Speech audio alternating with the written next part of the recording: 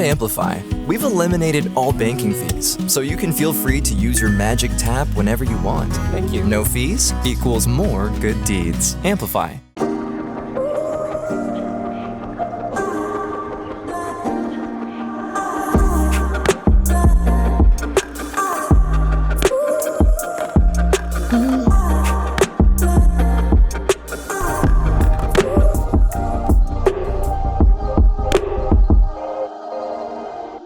My name is Mindy Hofman, and welcome to the Women of Austin podcast. We're so glad you tuned in today because we have a special guest. We have Alice Arterberry from Arterberry Cooke, and we're so glad she's here. Thank you for having me. So we start with a warm-up question. What is something people would be surprised to know about you?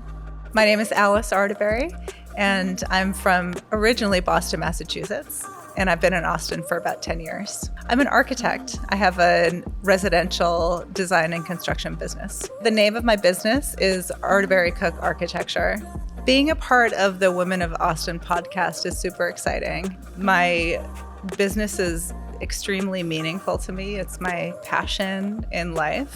And I know that the work that my firm is doing is meaningful not only to myself, but to homeowners as well, creating beautiful spaces for people to live and entertain. And it's also creating value for people. Well, I was a gymnast from a very young age, and that taught me about hard work and discipline. And my physical strength made me feel really super capable as a young girl. So do you do it like backflips and all of that? Did you take it that far? Yeah. Oh my gosh. Yeah. That's amazing. Like competitive and all that? Yeah. Wow. Yes. Yeah. That's like a serious sport. Very serious sport. Nice. Yeah. Nice. I like that. All right. Well, I'm so glad that you're here today because I'm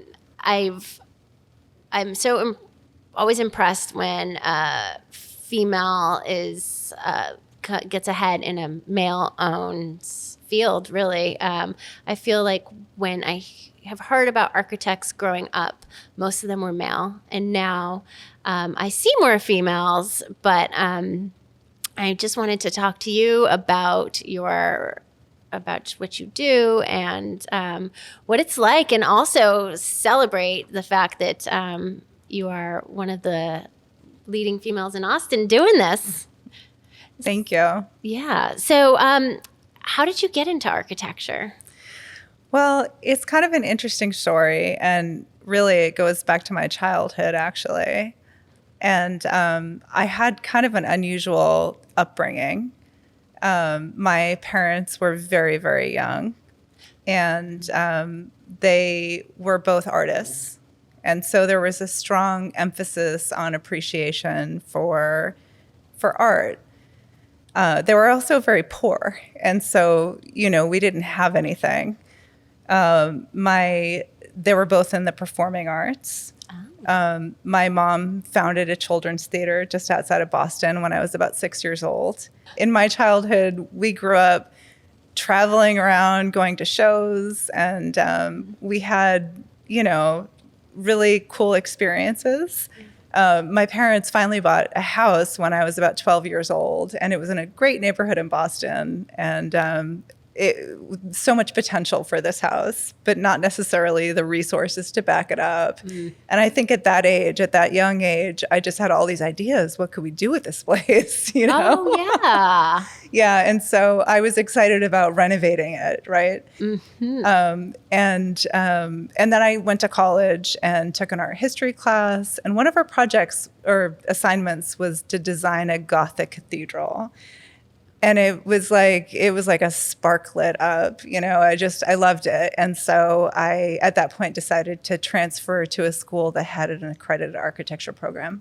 That's amazing. That's really cool. I think that's interesting that one art history class could really, it sounds like you had always been interested, but then that you had the courage to listen to your intuition and the spark that was lit in you, and then to go to focus on it at at a different school. Now, what school was that you ended up going to? Well, I was at the University of Massachusetts in Amherst initially, and then I transferred to Woodbury University in California. Oh, great. Yeah. Okay. And then if I remember correctly, it was at Woodbury where you were only one of 3 women in your program? In San Diego, that's right. Yeah, so there was a program in San Diego, and it was a smaller program, but it was very much male-dominated, which was fine. Yeah. But it's certainly part of the picture. And it was exciting to be in that specific program because it was new in San Diego at that time. They didn't have any other accredited programs there. And so, we had just a few of us girls. Yeah, that's great. Now, did you find that you guys like all got closer and like supported each other, or did it get kind of competitive? Oh, we were very close. Yes, yeah, good. yeah, Love that. yeah. Okay, so you're in San Diego and you graduate, and then you didn't go straight into residential, right? That's correct. Okay, so. Public sector? Is that what you were doing first? Yeah, okay, how long did you do that for? I did that for about 10 years. Okay. I worked at a couple of different firms. We were designing K through 12, higher education, libraries, community centers, low-income housing. So it was a whole variety of public sector projects. And I loved that work, actually. Yeah. There was a community aspect of it where it felt very meaningful and purposeful. Yes. And the involvement of, what other people who were end users wanted was really special. So I liked that a lot. And also in that environment, you learn about things like contracts and managing projects and the very fundamental pieces of running this business. Those aren't necessarily the glamorous pieces of the job, but they're really important in order to be able to run a project effectively. And so I value that experience not only because I know that the work that we did was impactful for the community, I also value it from a personal standpoint because it helped me really understand how do you manage a project as an architect. There's a great deal of responsibility and liability that we take on as architects. And so knowing how to do it right is really critical. That's something I didn't think about, the responsibility and the liability that you guys take on. Even more pressure, no big deal. So that intrigues me. So what does that look like? Like how many people have to check your projects and things like that? Are there extra steps that you guys have to do to make sure that things are safe? And does that fall all on you guys, on the architect, or? Well, there are lots of different parties that are involved.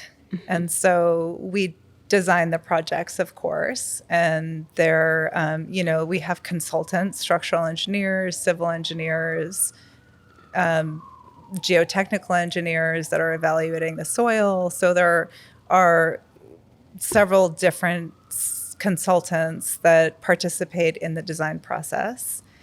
And collectively, we create a set of construction documents that the contractor builds ultimately. So you're working with all of those people, and then you get it approved and you move forward, and then you work with the builders, right? Mm-hmm. So you must be really good at working with people and managing different people and different companies, right, on your project? Absolutely. Wow. Is that tough? That must be so hard. It's so fun. Okay, good. So you are in the right field. Good. Yeah. Yeah, it's so fun. We have one builder that we work with exclusively here in Austin. What was his name again? Captex Construction. His name is Danny Spears. Danny Spears. Okay. Yes. I remember you talking about him. And he is my business partner. Mm-hmm. My other business partner is Barrett Cooke, of course, who's in Los Angeles, the other arm of our business. But working with one individual builder here in Austin allows for us to deliver a product that is just very valuable and that's just done really well, ultimately. So you mentioned Barrett Cooke. So let's get back to that. So you were in the public sector, and then now you guys have your business together. So if you could tell us how that happened, I'd love the story. Yes. In 2011, I had my second child, and I decided at that point that I needed a lifestyle as a mom that was going to work more for my family. And so at that point, I decided to quit my job and start a business on my own. And it was a big transition. And it was, at the time, it was scary and frightening. Hard to even think about it at this point. Yeah. But what we've created together, Barrett and I, I think it's special because of the fact that we really appreciate moms as employees. Yes. It's a sort of joke that moms are the best employees because they want to work really hard. They're really dedicated, the multitasking, the passion for the work. We started the business in 2011. We worked together on a project. We were sort of oddly in the same place at the same time in terms of our professional and personal lives. And so we were able to start working together, and it just clicked. I love that. That's awesome. And of course, moms would be great. Okay, so before you came and sat here, I didn't realize all of the people that you had to work with and all of the balls that you have up in the air, like during your projects, before, even probably after. Mm-hmm. Of course, moms would be great at that. They're so good at multitasking and doing all of those things. Mm-hmm. It should be more female architects even actually knowing all of that. But yeah, that's so great. So when you guys started, were you in California? We were in California. Okay. Yeah. Yep. We worked together in California for about 2 years. Okay. And then my family decided to move to Austin. Mm-hmm. And Barrett and I just decided to continue the work because we were getting a lot of inquiries, and there was a clear indication that the business was going to be successful. Yeah. And so we continued to work together. And when I first got to Austin, I was working a lot on projects in California. And after a couple years, we had a ton of business in Austin as well. So I managed the Austin office, and Barrett manages the LA office. We have about 16 people between the two cities. And we're 13 women and 3 men. Oh, that's funny because it was 3 in your program and now it's 3 men. Yeah. Yep. Full circle.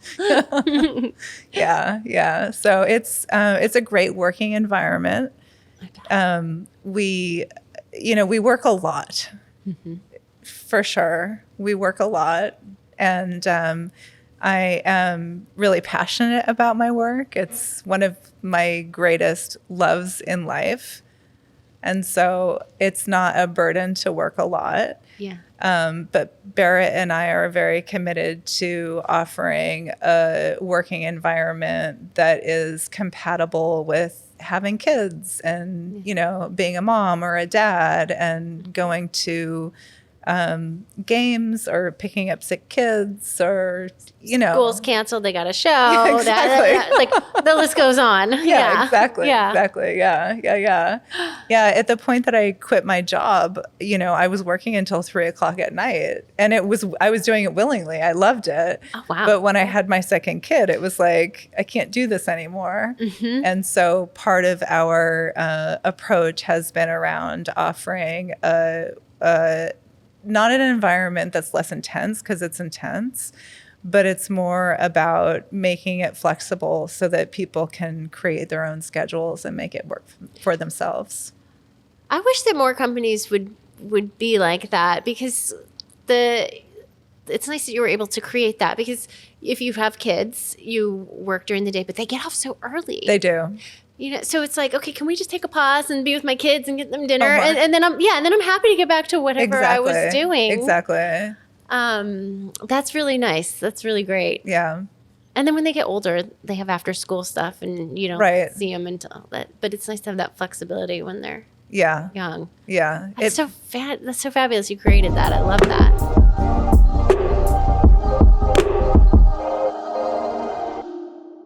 Introducing the new Women of Austin community. You asked, we answered. We have created a special online community where we can stay connected between events without the distractions of your typical social media platforms. You'll find exclusive content, in-person member-only events, discounts from local businesses, and so much more. Become a founding member today at womenofaustin.community.com.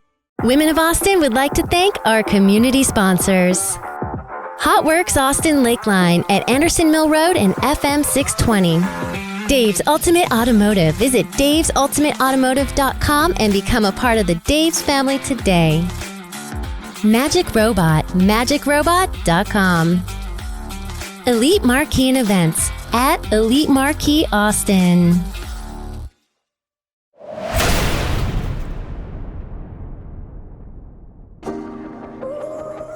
Hi, my name is Mindy Hofman, and I'm the founder of Women of Austin. Today, we have Alice Arterberry with us, and we're so excited that she's here. Thank you for tuning in, and don't forget to like and subscribe.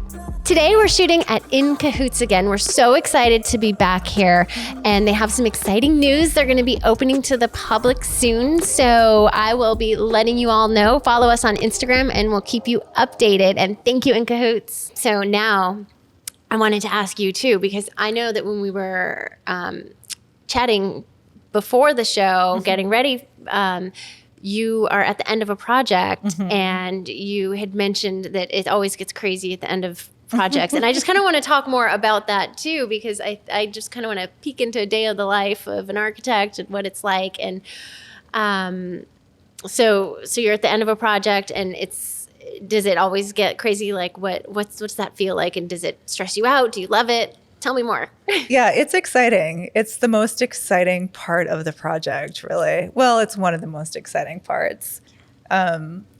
It's everything coming together at one time. And, as the project unfolds and we see it come to life, it's really exciting. Oh, yeah. And there's something about when the lights turn on. Oh, literally. Literally when the lights turn on, there's like something really special about that. But I think that because all of the parts and pieces literally are coming together in a matter of weeks, and, we deal with delays or, with COVID, of course, there were a lot of issues. And so it's always an intense time. And CapTex always puts all of their guys on it, and I put all of my people on it. And, it's like we're all working collectively to create something that's, beautiful and special and it's not without stress or struggle. Yeah. How does it feel at the end, like, of a project? You've been working on this thing for, I don't know how long it takes. Two questions, two-part question. How long does it take to, let's say, a new build house? And then how do you feel at the end when you're just done with it and that's it? Yeah, okay. Two good questions. So in working with Arterberry Cooke and CapTex Construction, we deliver a project in about 2 years. And that is like really fast. Yeah. So it's about, I would say, a year of design through permitting time, and then about a year of construction time. It's a very rigorous process. And there's a lot of involvement with the homeowner, or sometimes we work with developers. we get very, very close to the people that we work with, whether it's a homeowner for, their family, or it's a developer for the house that they're going to sell. We get to know them really well. And so sometimes at the end of a project, it's exciting, of course, and it's very special, especially if it's a homeowner client, to deliver a new, beautiful home to a family. But there's a moment of almost sort of like sadness, in the sense that, okay, I'm not going to talk to you every day anymore, because we get really close to these people. So it's mixed, it's both exciting and feels very satisfying. And, also with my clients that I really love, and I'll send them a text, we miss you guys, so. That's so sweet. I love that. Yeah.